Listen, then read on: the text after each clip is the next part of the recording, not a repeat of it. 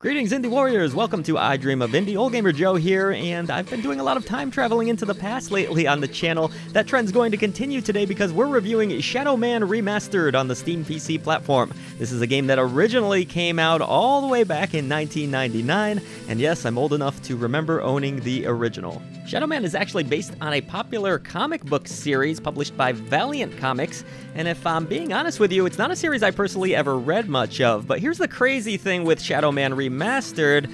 It's a game that's actually already been re-released once before by Night Dive Studios in 2013, but apparently they just can't get enough of this game, and now Shadow Man Remastered is almost certainly going to be the definitive, and I would think the final iteration we're going to see. So if you've never played Shadow Man before, I'm going to try to explain this plot to you. It's a little bit crazy, but here goes anyways. The game starts out in the distant past where Jack the Ripper is attempting to perform a dark ritual that's said to unlock incredible powers like the world has never seen before. While Jack is contemplating whether he should kill himself in order to obtain such powers, he is confronted by a man named Legion who informs him that the powers are a total lie. Instead, he says, no, Jack, let's do something far more menacing. Let's construct an evil asylum powered by souls and an undead army. This leads us to present day where a Shadow Man is created, the character you'll play as, and the one that is destined to protect the living world known as Liveside from the threats of Deadside. Using the powers of his brother's teddy bear, Michael, the Shadow Man, is able to shift between the living and dead worlds in order to stop Legion from successfully taking over. Yeah, it's a comic book plot for sure. I'm not going to lie, it all went a little bit over my head, but I do feel like fans of the comic book series will get a lot more out of this, or really a lot of them already have, because again, Shadow Man has been around for a very long time at this point. So, with Shadow Man being a game from 1999, just how has this studio done with resurrecting it once again? Actually, not a terrible job. Sure, the DNA and the frustrations of that era are still present here in Shadow Man, but they have done their best to preserve the original game while also modernizing it in some interesting and successful ways. Indeed, this was actually a massive effort put on by Night Dive Studios. It includes 3 new levels from the original game. There's also new audio that's been remastered, and it sounds great. I'll get into that a little bit later. There's been updates to the art. You can now play the game in 4K resolution, some inventory improvements, some overall gameplay improvements, plenty of new weapons, new enemies, and a whole lot more. So yeah, this is not just a quick cash grab by any means. It's really obvious that they care a whole lot about this game. And I guess they should. You know, for the time, Shadow Man was pretty impressive. This is a massive game, and I should actually probably now explain how it actually works if you've never played it.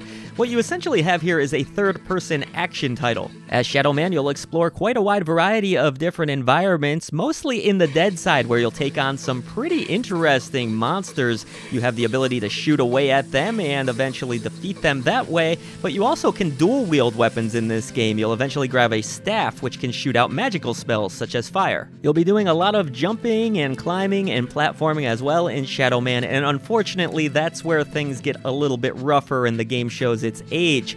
Even though this studio has done a pretty good job of sprucing up the controls compared to the original, it's definitely still a little bit frustrating, particularly in the platforming elements where you're trying to jump. This is a game where you're really going to have to line up and focus on each jump in order to make it. It doesn't feel fluid, and honestly, taking a fall in this game can set you back quite a ways because these environments are pretty large, pretty confusing, there's no real maps to help you get around, and yeah, it's a bit of a jumbled mess. So yes, a commendable effort was made here to make the combat and the platforming more fun, but ultimately I still feel like it's just stuck in the past a little too much. I feel like players who enjoyed the original version of Shadow Man will be absolutely elated with these changes, but if you're approaching it as a first-time player, you're just going to feel like you're playing an old game still. It's really the world and the environment of Shadow Man that still make it a captivating experience today. There's a lot to explore. Again, you can get lost pretty easily in this game, which is frustrating, but at least that world that they've built here is always quite engrossing to be lost within. But no, from a gameplay standpoint, it is what it is. There's some pretty wonky swimming here, there's some pretty ho-hum to below average combat, and the platforming is just downright bad in my opinion. So yeah, you're playing a relic of the past, you're playing this one for the feel and the vibe of the game, and because you like the characters and the world. That's really about it. I do have to say though, going back and looking at the original Shadow Man release, I was blown away with the job that Night Dive Studio has done here with the graphics. The lighting has really been improved. Yes, the muddy textures are still present, but they have been spruced up a bit. The game looks fairly passable for a game that's being released in 2021. It doesn't look modern, don't get me wrong, but it's at least acceptable looking now and somewhat playable. I also found that the voice acting really holds up. It's still moody and atmospheric, and so is the newly spruced up soundtrack, which is done by the original composer. I thought it was excellent, actually. Look, if you're a fan of the original Shadow Man, you're going to want to check this remaster out. It's really well done as far as these types of remasters go. It's not quite a full remake, but it's probably about as close as you'll ever get. You're getting 4K widescreen support, anti-aliasing, HDR, and tons of never-before-seen content. Even more exciting, though, is the fact that the Shadow Man comic book series will be returning, so fans can look forward to that as of April 28th, 2021. They're going to be releasing Shadow Man #1. You can get it at online retailers as well as comic book shops. So it is a good time to be a Shadow Man fan, but that said, this game is still a relic of the past, and newcomers are probably going to be frustrated with it and wonder what the big deal was in the first place. But if anything, this experience taught me that the original Shadow Man was actually a pretty ambitious game, more than I even remembered. It's a huge game, there's lots of hours of content here, and if you want to do everything and collect everything, it will keep you busy, but do expect some very bad platforming and some pretty mediocre gameplay.